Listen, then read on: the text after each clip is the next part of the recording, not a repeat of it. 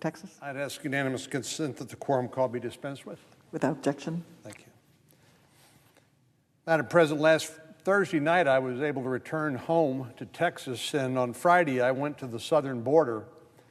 Texas has 1,200 miles of common border with Mexico, and obviously we're ground zero whenever there's a border crisis. I was glad to be joined by my friend, Congressman Henry Cuellar, who has been a partner of mine on bipartisan, bicameral border security and immigration reform legislation in the past. And we were also joined by Congressman Michael Burgess, our friend from North Texas.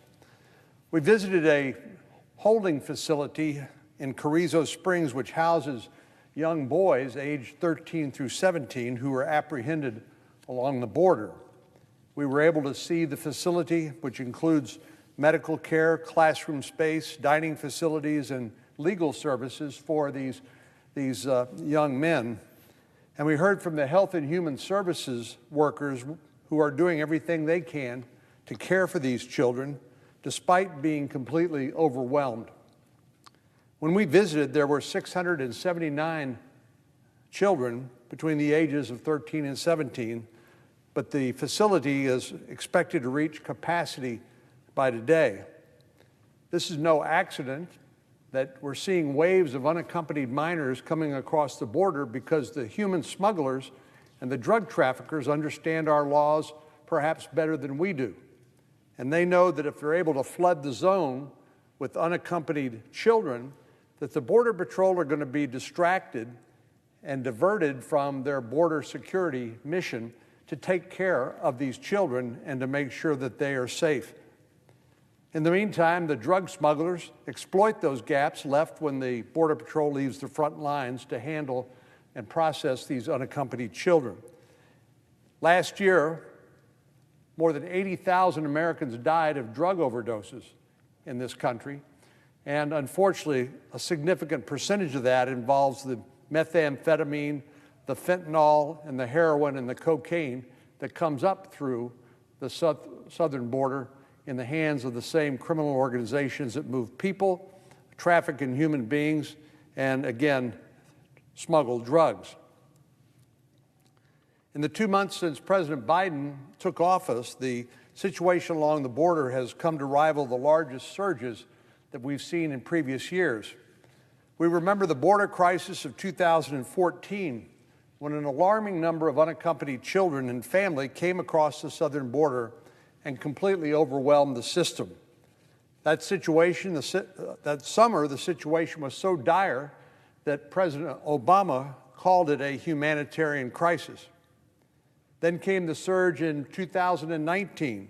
That May, Customs and Border Protection reported a record-breaking 144,000 encounters with migrants along the southwest border, more than double the amount we experienced during the 2014 humanitarian crisis. So if 2014 was a humanitarian crisis, 2019 was a humanitarian crisis on steroids. And I'm afraid the current situation is going to get nothing but worse and perhaps outpace even the humanitarian crisis on steroids that we saw in 2019. What makes this even more complicated is while this isn't the first surge of migrants we've seen across the border, it is the first time we've seen it during a COVID-19 pandemic. And based on the current trend, this one is shaping up to be far worse than anything we've experienced in the past. Last month, Customs and Border Protection encountered more than 100,000 individuals coming across the border, the highest number since 2006.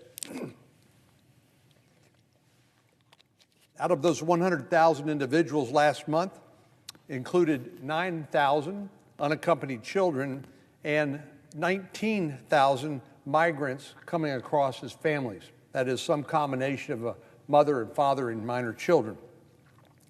Based on the sheer numbers, this is a problem. It is overwhelming the capacity, physical capacity to house and tend to take care of these children and to make sure that these individuals are processed according to the law. Border Patrol and Health and Human Services and our immigration courts do not have the capacity to manage an influx this large. And when you add the operational challenges and risks associated with the COVID-19 pandemic, it becomes even more difficult to house and care for these migrants, especially the children.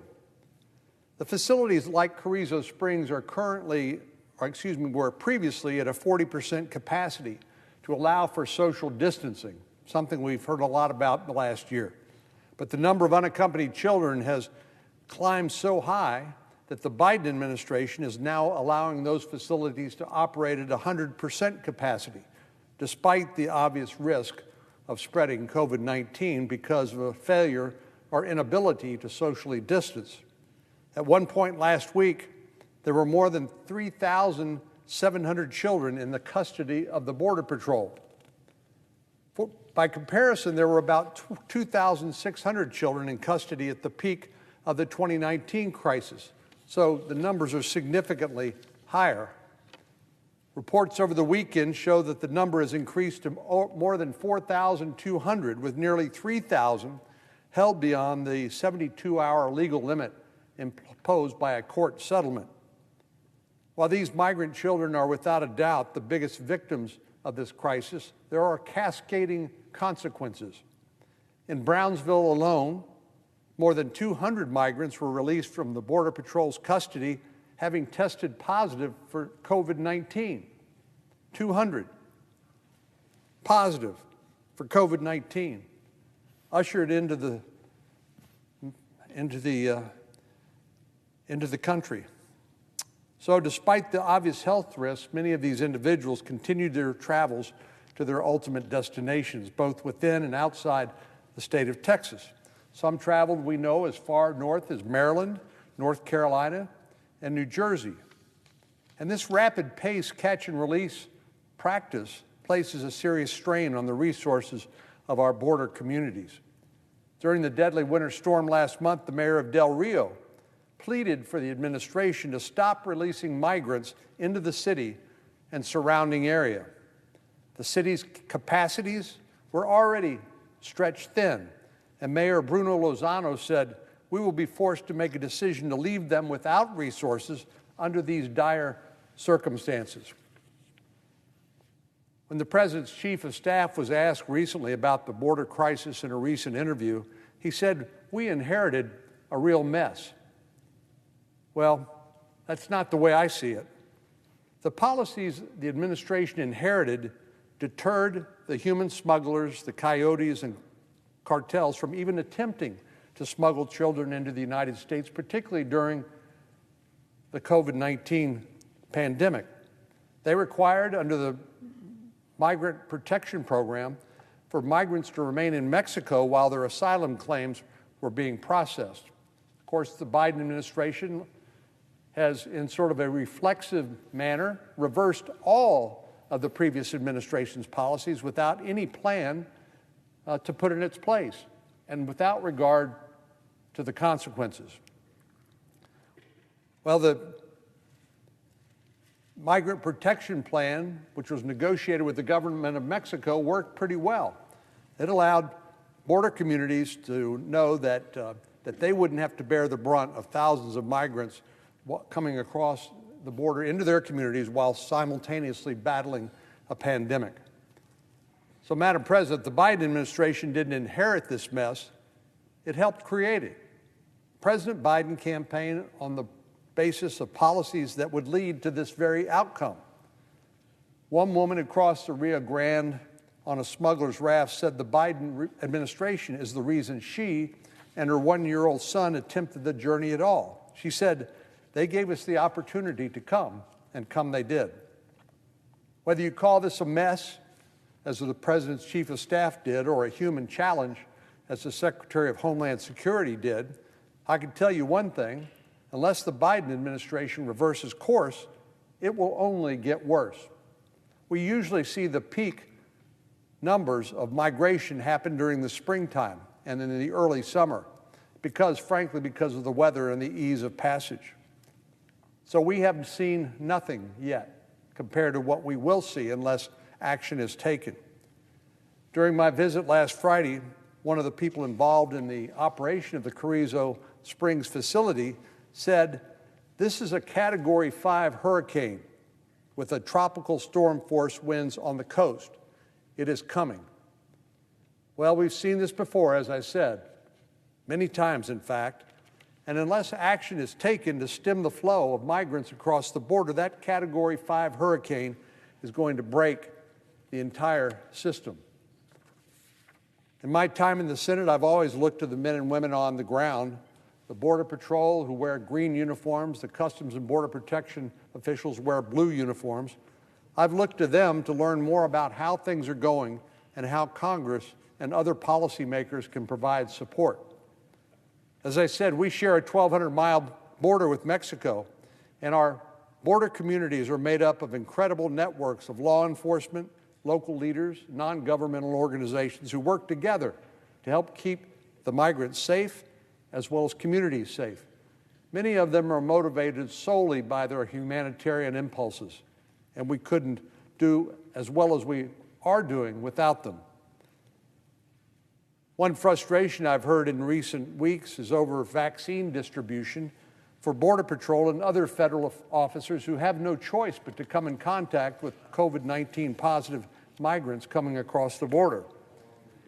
These men and women, federal employees, federal law enforcement officers, are at significant risk of contracting COVID-19 because of their work with detained and vulnerable populations. We know that more than 8,000 Customs and Border Protection employees have tested positive for COVID-19, and 27 have died since the start of the pandemic. More than 2,800 of these 8,000 cases have been in my state of Texas. But despite this knowledge, the administration has not made vaccinating these men and women on the front line a priority. Last week, Senator Sinema of Arizona and I sent a letter to Secretary Mayorkas to advocate for Border Patrol and the Department of Homeland Security's other federal law enforcement officers to be prioritized for vaccination. I'm glad to announce that the administration responded by opening a vaccination clinic in the Rio Grande Valley, which is a great first step.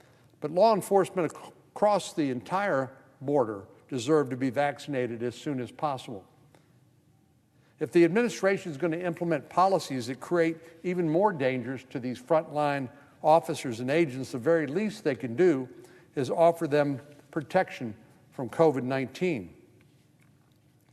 After visiting the Carrizo Springs facility, Congressman Cuellar and I traveled to Laredo, Texas, where we met with a group of mayors, county judges, and a range of community leaders for a discussion on the ways this crisis is impacting them. We discussed the bungled mess of the immigration courts, which have a backlog of 1.2 million cases.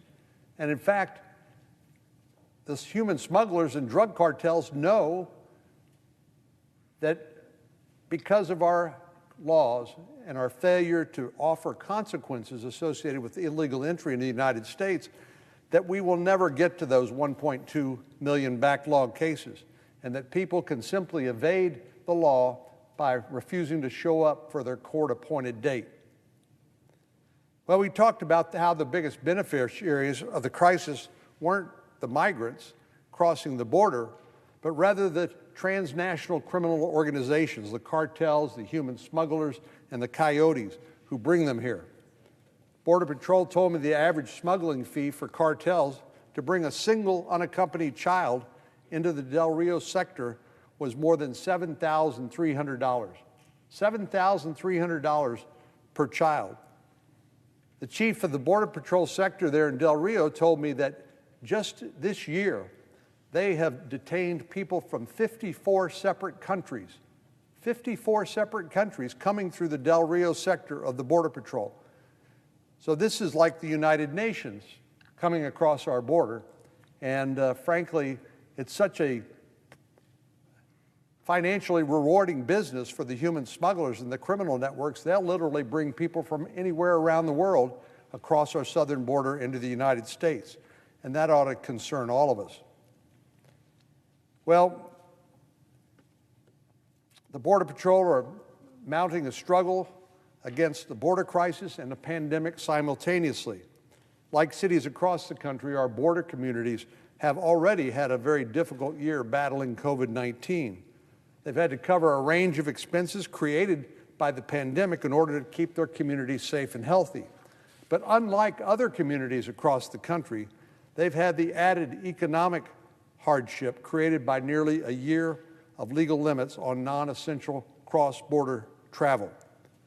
Pre-pandemic, visitors from Mexico would travel across the border to shop, eat at restaurants, and visit their family members.